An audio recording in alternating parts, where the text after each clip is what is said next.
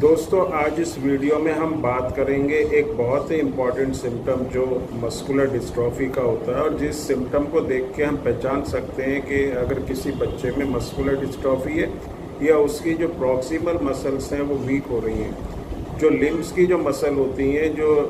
Mainly जो lower limb होता है, जो हमारी टांगें होती हैं, वहाँ की मसल्स वीक होने का ही एक सिम्टम होता है, जो एक इंडिकेशन है मस्कुलर डिस्ट्रॉफी का। और इस सिम्टम को हम कहते हैं गोवर साइन। इसमें अगर किसी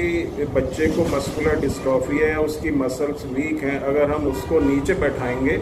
फर्श के ऊपर बैठाएंगे, और फिर उसको अगर हम कहेंगे कि खड़ा होने के लिए कहेंगे, तो अगर बच्चा बिल्कुल बिना किसी सपोर्ट के खड़ा हो जाता है आराम से, तो ये एक इंडिकेशन होता है कि उसकी जो मसल्स हैं वो स्ट्रॉन्ग है, उसमें इतनी ताकत है कि वो अपनी टांगों के बल पे जो है खड़ा हो जाए। लेकिन अगर टांगों की मसल्स वीक हैं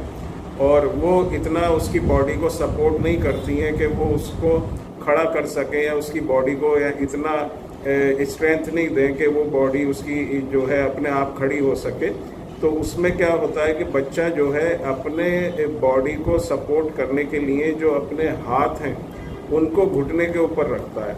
और घुटनों पे जोर दे के हाथों से वो खड़ा होता है। मतलब उसको सपोर्ट लेने पड़ती है अपने हाथों की भी खड़ा होने के लिए।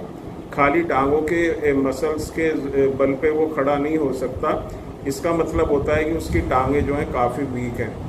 तो मेनली क्या होता है, बच्चे घुटने के ऊपर हाथ रख के खड़े होते हैं, और इस तरह का जो सिम्टम होता है इसी को जो है हम गोवर साइन कहते हैं, और ये एक मस्कुलर डिस्ट्रॉफी का बहुत ही पेक्यूलियर सिम्टम होता है। इसको कहा जाता है गोवर साइन पॉजिटिव। पॉजिटिव का मतलब बच्चा जो है घुटने पे हाथ रख के घुटने की सपोर्ट लेके जो है उठ रहा है। तो अगर किसी बच्चे में इस तरह के सिम्टम दिखाई देते हैं तो उसके लिए क्या है, एक इंडिकेशन है, एक रेड मार्क है ये कि बच्चे की मसल्स जो हैं वीक हैं। उसके बाद उसका अगर सीपी के टेस्ट कराया जाएगा, सीपी के टेस्ट में अगर उसकी जो रेंज होती है, नॉर्मल रेंज होती है, वो ज़्यादा होती है, तो इससे पता चल जाता है कि बस बच्चे को मस्कुलर प्रॉब्लम है और उसको मस्कुलर डिस्ट्रॉफी है। बच्चों में मेनली जो